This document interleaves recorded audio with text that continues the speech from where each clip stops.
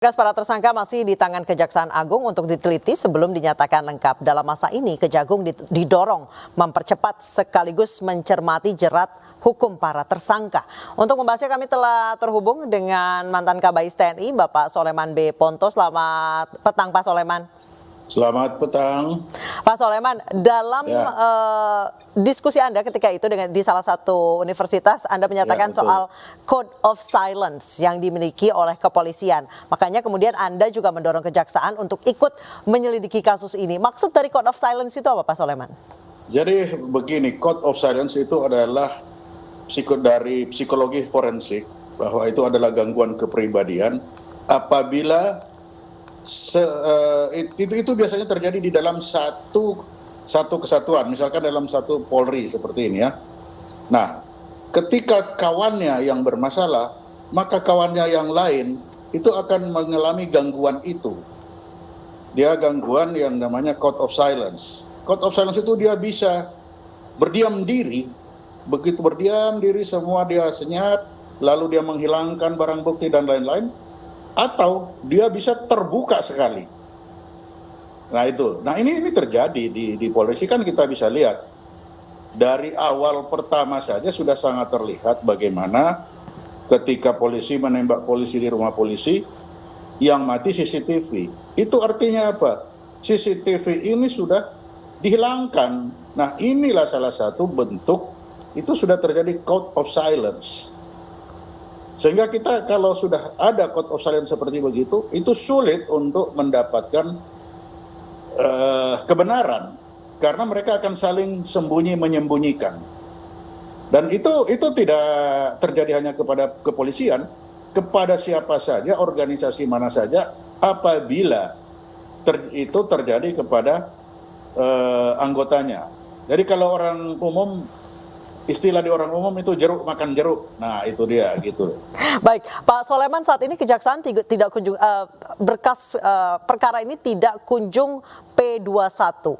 Apakah si Code of Silence itu juga yang menyebabkan berkas terus bolak-balik nggak rampung-rampung gitu, Pak Soleman? Iya, betul. Itu salah satu. Kenapa? Misalkan semua orang sudah tahu, seluruh dunia sudah tahu bahwa Sambo didakwa atau dituntut dengan pasal 340.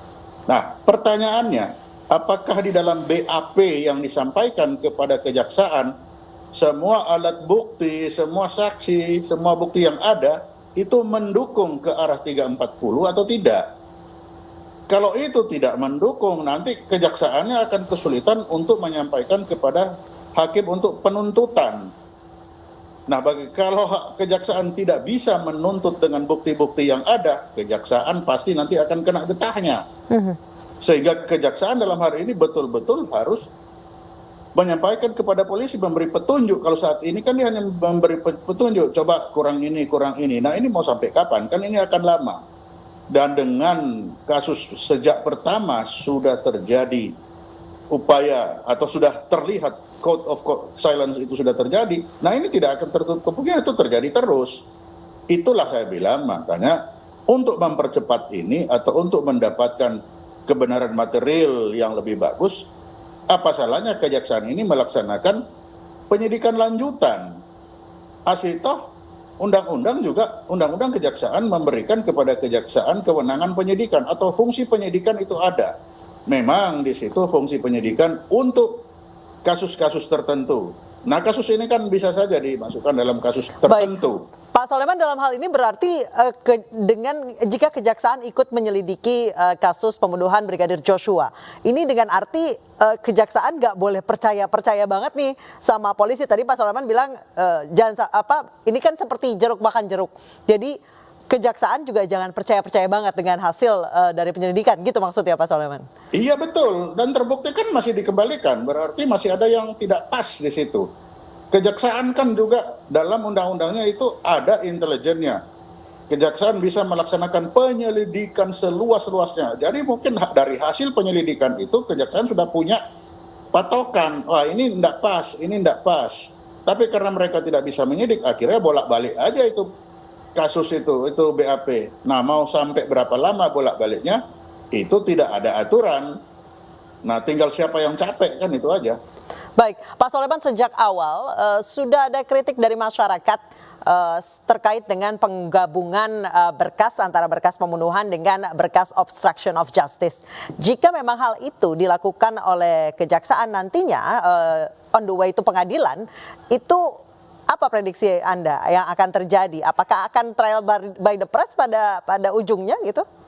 Saya kira enggak. Jadi memang sekarang karena kejaksaan sendiri merasa berita yang mereka dapatkan kurang.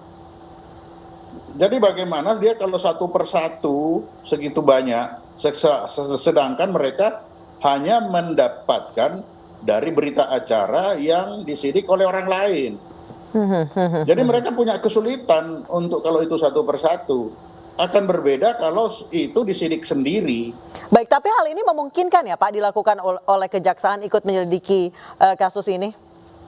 Kalau kita sama-sama atau kalau pemerintah memang sepakat untuk ini, ya bisa saja, kenapa tidak bisa? Kenapa? Kasus ini baru pertama kali terjadi di Indonesia. Kita belum pernah pengalaman seperti ini.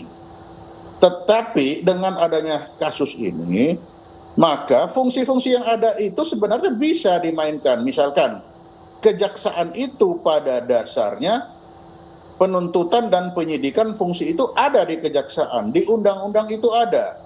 Hanya entah kenapa dibatasi hanya untuk kasus-kasus tertentu kejaksaan melaksanakan penyidikan. Sehingga untuk kasus pidana umum kejaksaan tidak melaksanakan penyidikan itu sampai saat ini. Tapi fungsi kapabilitas itu ada. Undang-undang memberikan.